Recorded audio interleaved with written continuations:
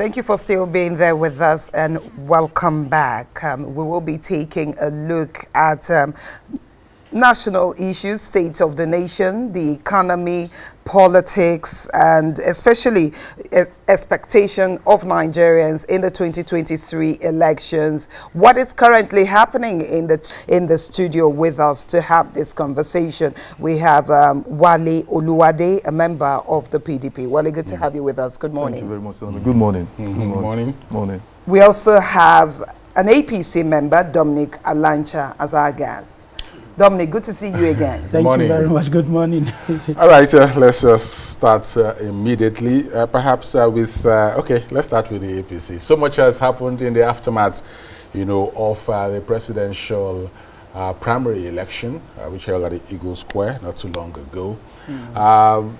My first question to you, why is it proving difficult for Bola Ahmed Tinubu and the APC to get a substantive running mate to the presidential candidate of the party?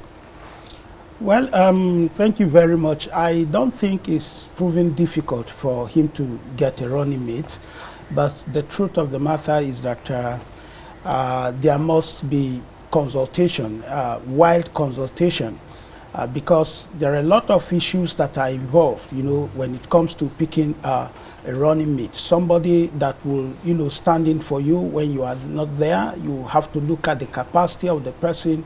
But most importantly, the issue why we are having delay, where they have to send in a place on hold name, is the issue of the Muslim ticket.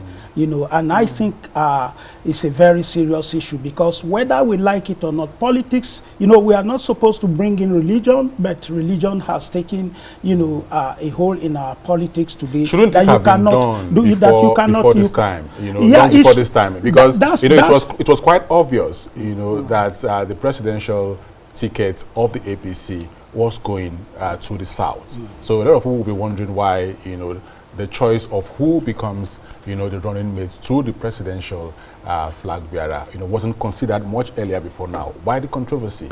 Yeah, the controversy, like I stated earlier, is the fact that the Muslim or the Muslim-Christian issue is a factor that we must not also ignore.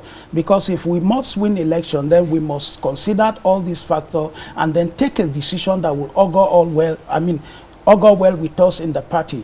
That is the reason why there are this delay. But for me, I think our presidential candidate must come out, and take a decision. At this time, for me, I think he just have to invoke the doctrine of necessity. Look at the options before you, and then take a decision, and then we'll get over it. For me, I think I've stated it in the past, we must have a balance on this because of the mood of the nation. We are deeply divided along religious line. We cannot toy with that. We cannot joke with that, because if we joke with that, it will set the country on fire. Muslim, Christian, for me, is about capacity. We are not, look, the electioneering campaign, my expectation going into the electioneering campaign in 2023 should be about issues. It shouldn't be about religion. It shouldn't be about all these mundane issues that are being brought to fore, on social media and dominating discussions and all of that. But just like we are talking of a vice presidential candidate, let's talk at somebody that can be trusted. Let's talk at the capacity of the individual. Let's talk about his experience. What can he do? What is he bringing to the table? Rather than talking about religion or ethnicity. But sadly, it has. That's where we have found ourselves. Let's still stay with you, Dominic. That's not the only problem that APC is having to deal with right now. Your flag bearer in the person of Asiwaju Bola Ahmed Tinubu, his certificates and certifications are being questioned as to it doesn't have, his primary school, secondary school. There's also the issue of of names. The name he bore when he was much younger. Shogodele Amoda Shogodele, and the name that he bears now. But along the line, there does not seem to be any name change, and there's no explanation from his camp as to why, oh, I changed my name at this point, or I didn't change my name at this point. Recall that in 2015, this also came up with President Muhammadu Buhari, certificate issues. Now we're having the same problem. Why does it seem like, you know, APC is always having this problem with certificates? Well, like I said earlier also, that I expect the campaign to be centered around issues and not all these issues that are being thrown up today. For the issue of certificate, well, the question that I keep asking myself, you know, whenever people talk about this certificate, a man that has been, you know, a chief accountant in ExxonMobil, a man that has been a senator of the Federal Republic of Nigeria, a man that has served 2 terms as a governor, and we say that he doesn't have certificate. I don't think, and I'm hearing this name, what do you call the name, Amodash or Godele or something, I'm hearing that name for the first time. This is my first time of hearing this name. I know him when the record shows when he was a chief accountant, his name is Bola Ahmed Tinubu. When he was a senator of the Federal Republic of Nigeria, when he was much older, he followed, when he was much younger, he followed the due process of screening and all of that as Ahmed Bola Tinubu. When he was a governor, the same process was initiated. I mean, I don't know. Submission of academic documents, you know, are part of the requirements, yes, you know, of INEC, you know, for any of the political office seekers, whether be it, you know, presidential candidates, be it governorship candidates, or any other, you know, elective position. Of course, it's a requirement. So why is it, you know, difficult for the APC presidential candidates to tender, you know, these documents? Or just explain it. Just explain it. Well, to the best of my knowledge, I don't think INEC has come out to say that he has not submitted this relevant document we are talking about. Has they come out to say that he has not submitted? Let's wait for the right time for him to submit. If INEC come out and said that he has not been able to submit this document, or he has submitted the document and, you know, we don't have his primary school certificate or his secondary school or his university or his degree certificate and all of that, then we'll begin to discuss this. But for now, these are just speculations as far as I'm concerned. All right, we still have with us the man from the opposition party, the PDP. I don't know if you're comfortable with that being addressed as opposition, but then, of course, the PDP is currently in the opposition, and you also have your own issues, yeah, just like the ruling All Progressives Congress, the APC. You know, the fallout of or the aftermath of the presidential primary and all that, you know, issues are being generated, concerns are being raised over the choice of running mate for Atiku Abubakar. The choice of Okowa as running mate to Atiku Abubakar has not gone down well with, you know, a certain bloc within the People's Democratic Party. You know, of course, certain people who support the governor of Rivers State, you know, are expressing concerns, you know. So how is the party addressing, you know, all of this to fortify its platform ahead of next year's presidential election, of course, the general elections? Thank you, Tinabeso.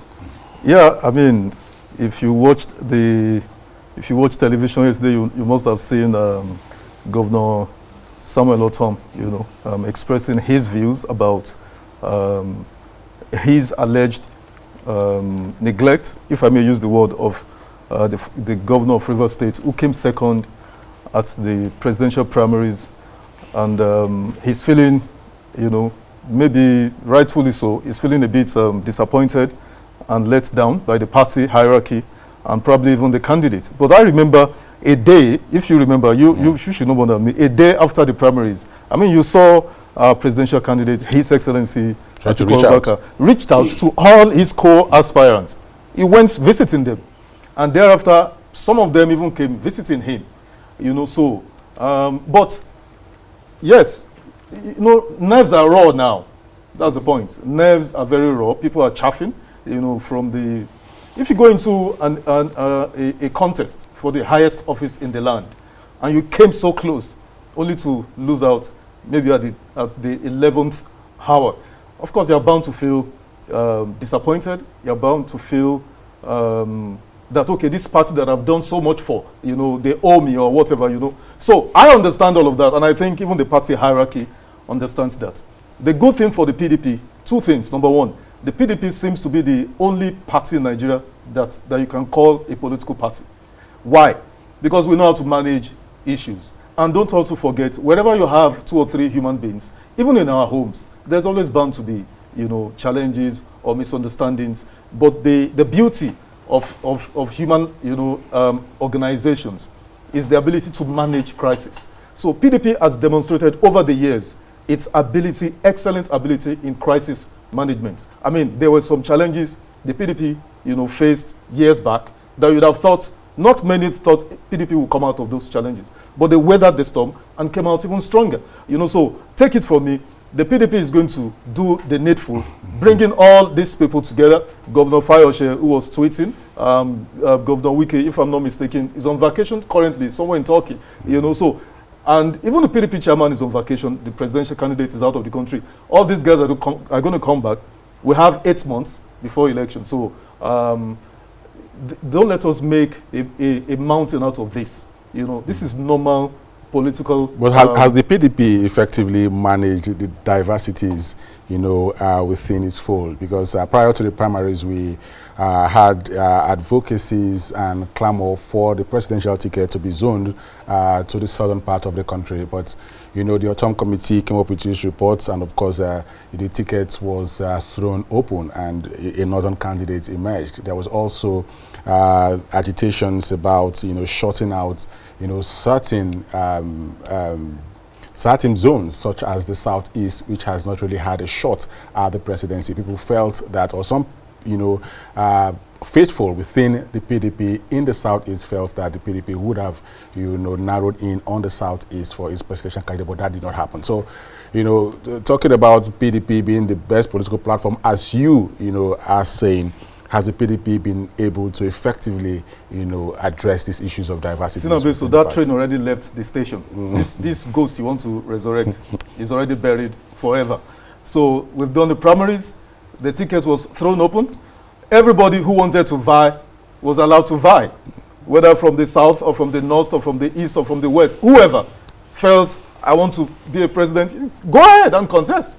And there are 14 of them that contested, you know, as to the presidential candidate of the PDP, and a winner emerged. So that train already left the station. Let's leave that. Now, the point is this: we're preparing for campaigns. Take it from me, PDP has an excellent history in crisis management as a political party, against other parties, even the ruling party. Well, since we're talking about, you know, campaigns, 11 PDP governors boycott Osun Campaign Council inauguration. That was a very loud silence, so to speak. You cannot ignore that. If they are already, if those governors are boycotting Osun Campaign, there's a possibility that they will also withdraw, you know, their supports and structures from supporting the flag bearer, the PDP flag bearer for the office of the president come 2023. If this is not resolved, Autumn is not the only one talking. Fayose, former governor of Ekiti, Fayose is also talking. They want to understand why the choice of Okowa as, you know, the vice presidential candidate, and what process was taken to get to that point. They want explanation, and they're talking. Sename, you were not there to know why they were not at the inauguration of that Osun Governorship Campaign Council. You were not there, so you don't know. So you tell us why. You don't know the reasons why those governors were not there. I mean, as a human being, can't be in 2 places at one time. You know, so maybe they had prior, you know, engagements, state engagements, you know, that were important. All their names were listed. Not a single one of them has come out to say, please, I'm not a part of this campaign council, remove my name. Not a single one. Neither did they send representatives. Sename, the PDP has inaugurated a campaign council, and take it from me, we're going to Osun State to prosecute that campaign successfully.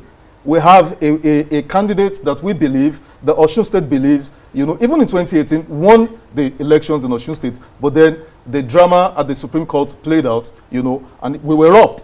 I mean, even foreign observers and local observers attested to that the Osun elections in 2018 was a PDP victory. So we're going to repeat that decisively this time around.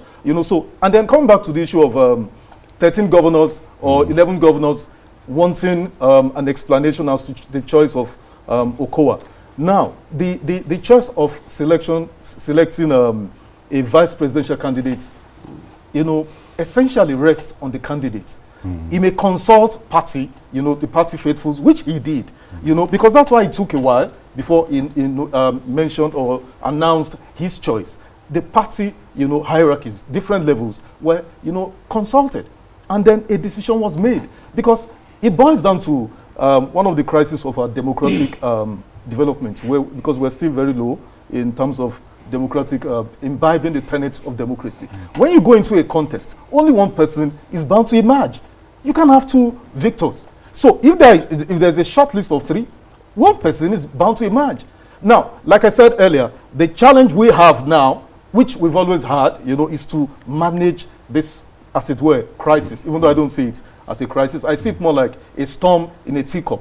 And take it from me, I would say it again. The PDP has demonstrated over time its ability to manage crisis efficiently and decisively. And we're not, this time around, it's not going to be a different situation. Just give us time. All right, Hatancha is still very much around, or Alancha rather, Alancha. All right, still very much with us in the studio.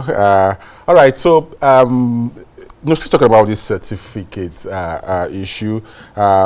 The standing running mate to Bola Ahmed Tinubu, talking about the man whose name was submitted, Masari, was also quoted as saying that his original certificates are also missing. So we don't know what it is with the APC.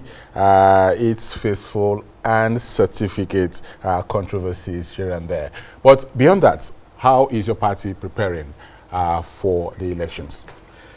Thank you very much. Sorry, Alancha, to cut you. Let's take a quick break and return to continue this conversation. Stay with us. We'll be right back. All new Close-Up Everfresh. Wait, what's new? It now has triple fresh formula that cleans, protects, and cools. Thanks to a combination of 1, purifying gel, 2, antibacterial formula, 3, ice cool crystals that cleans deeply, fights up to 99% of bacteria, and intensely cools to keep you protected and fresh long after brushing. Close-Up Triple Fresh Formula cleans, protects, and cools. All right, we still have our guest in the studio. So, Alancha, before we went on that very short break, you were trying to make your submission. Yeah, Ibrahim Kabiru Masari name is not the substantive vice president. He's a member of the party. He's a member of the party. A member of our party. Also and embroiled his name in this has been certificate sent to INEC as a place on hold, meaning that he will be replaced before July 15th.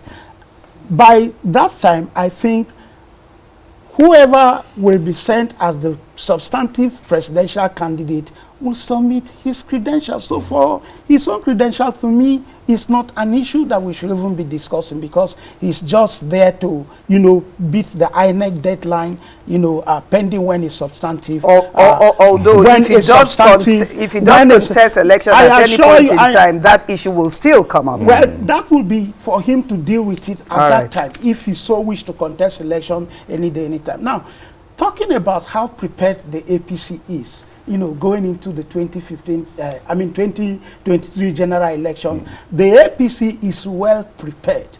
And I can tell you that our campaign this time will not be on, some of these mundane issues and stuff like that that are being thrown up. It will be centered around issues. Personally, we are going to be leading a campaign that will talk to the What issues do you consider mundane? What issues do you consider mundane? Well, what I consider as mundane are the issue of religion, the issue of, regionalism, the issue of, certificate and all of that. What I consider the issues are the insecurity unemployment. Nigerians do not deserve to know the certification. They deserve to know, and I'm saying, and that is why I'm saying, for now, it's not the issue. The issue will be when INEC comes out to say that Bola Ahmed Tinubu is unable to submit his certificate, then we talk about it at that time. Okay. But for now, the issue should be centered, and Nigeria should not, deviate from the main issues. The next president, we must look at his capacity, we must look at his competence, we must look at his experience, we must look at, his antecedent in the past. His capacity to unite the country, because right now the country is sharply divided, along ethnicity, religion, and all of that.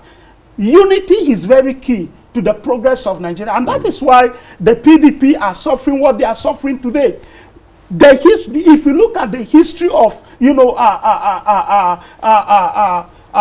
the history of zoning, it was initiated by the PDP in 1999.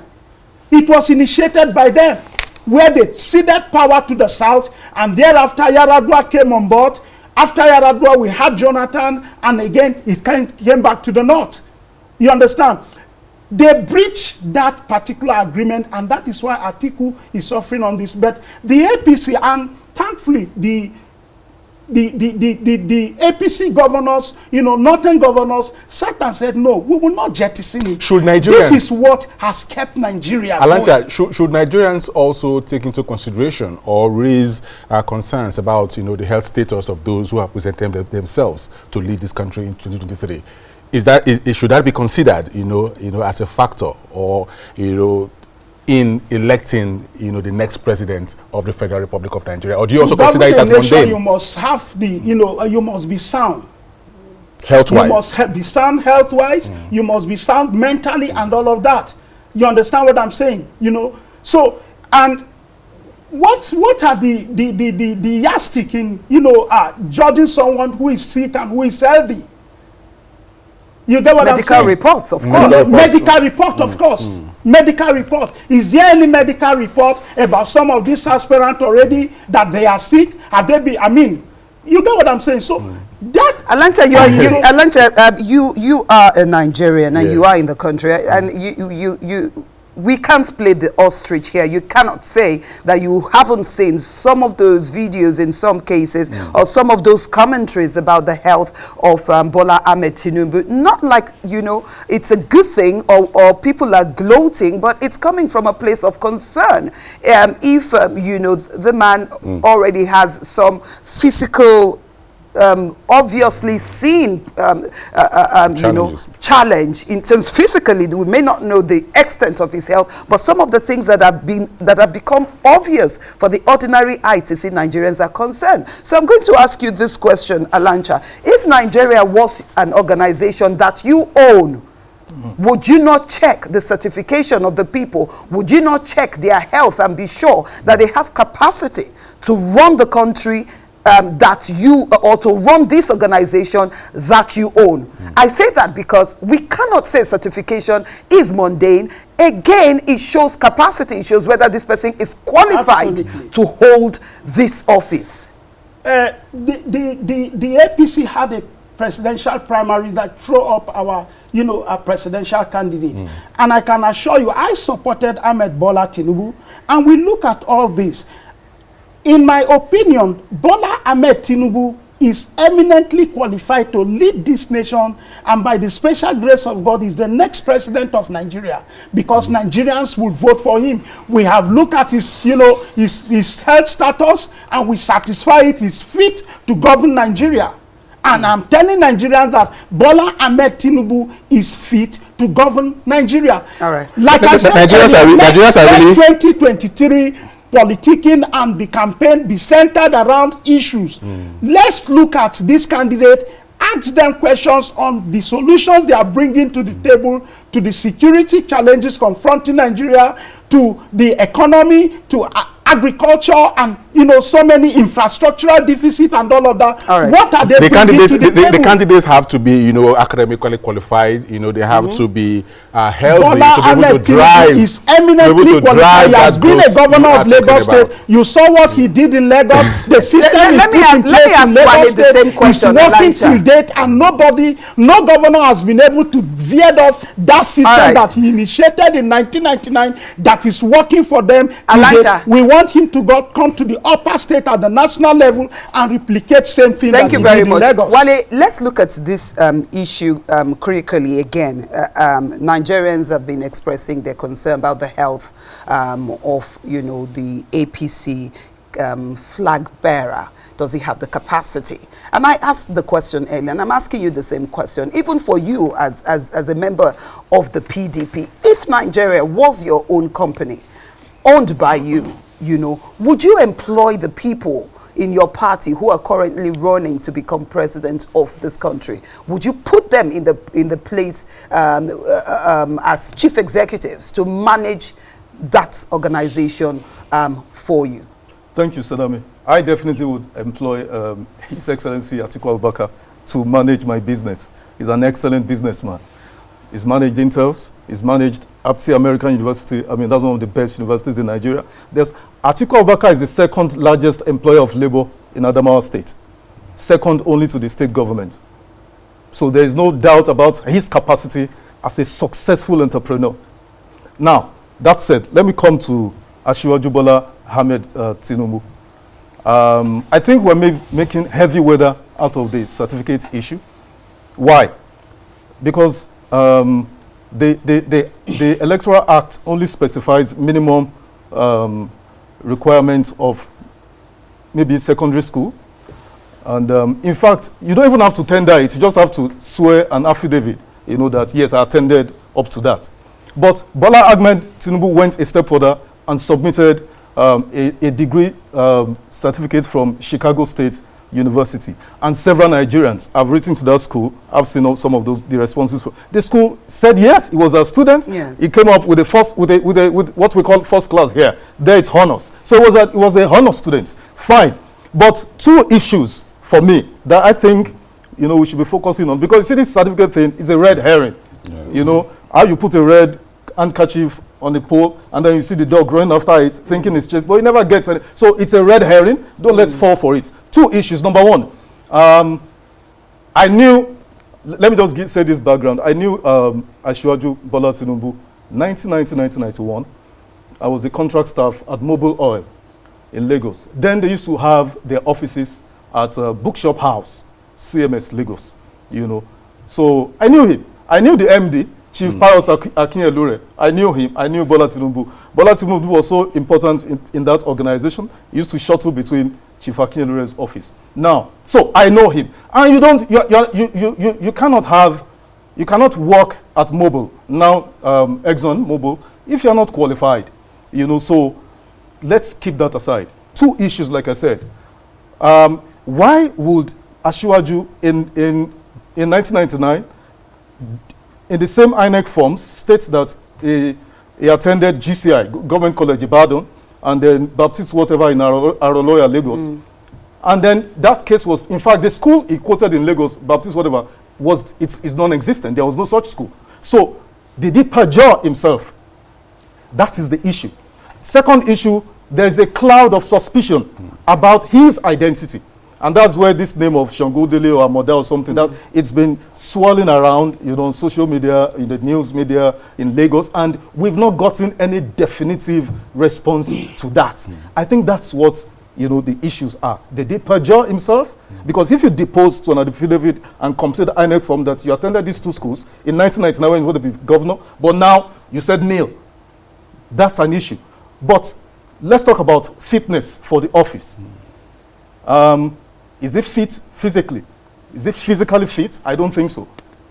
There are so many videos during consultations towards the primaries that demonstrated hands shaking, you know, and some other things I wouldn't want to say on air, you know. So I don't think it's fit.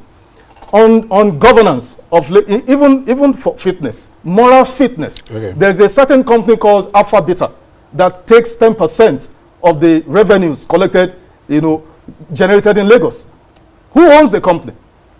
A former MD of that company came out publicly, deposed to an affidavit, wrote to the EFCC that this person is, Ahmed Bola Tinubu is the owner of this company, all these monies have been diverted, and all of that. Okay, let's take a few minutes we have left to speak about your candidate, as the candidate of the People's Democratic Party, Atiku Abubakar. Atiku Abubakar, of course, served as vice president under the administration of former President Olusegun Obasanjo. And a lot of what Obasanjo said about Atiku is in the public domain and even documented in his book. As we x-ray, the credentials of the various candidates ahead of 2023, should Nigerians ignore those things Obasanjo said about his former vice president, Atiku Abubakar? Thank you. Former President Obasanjo says a lot of things. So it's left for you to, I would only advise you, to be careful what you believe. And he's not the only one who has the monopoly of speaking. T.Y. Danjuma, General T.Y. Danjuma, I remember vividly, in the first term of President Obasanjo, gave an interview. I read it in The Guardian. I kept that Guardian interview. I still have it. It said very damning things about Chief Obasanjo. I mean, people have said worse things than what Obasanjo said about Atiku. But here's the point, Tina Besu. Atiku left office as vice president in 2007. Until now, nobody has proven any case of impropriety or any crime against him, either in Nigeria or out of this country. So every election cycle, these stories come up, that, Atiku is this, Atiku is that. And let me tell you, in this Fourth Republic, it's been largely, very disastrous. The living conditions of Nigerians, have plummeted so badly. But if there is any golden era in these 23 years, it was between 1999 and 2007, when Obasanjo and Atiku were president and vice presidents. The giant strides this country made, is it about the GSM revolution? Is it about the banking consolidation? Nigerian banks, even in Africa, I couldn't find a Nigerian bank in top 10 in Africa. But now, you have Access Bank owning, acquiring banks all over Africa. Zenith Bank, GT Bank, all over, being listed in the JSE, that's Johannesburg Stock Exchange, London. So, the revolution, the EFCC, the ICPC, it was, these agencies were set up under that administration. I could go on and on. The highest growth rates, GDP rates, in this we have to go, but let me just respond under that administration. Let me just take the next 30 seconds. Very briefly. Yeah. Well, 30 seconds, because our time is up. Yes, and we need to launch our next segment. I'm happy that he alluded to the fact that Ahmed Bola Tinubu is eminently qualified. He graduated with honors in US, in Nigeria. Here is first class.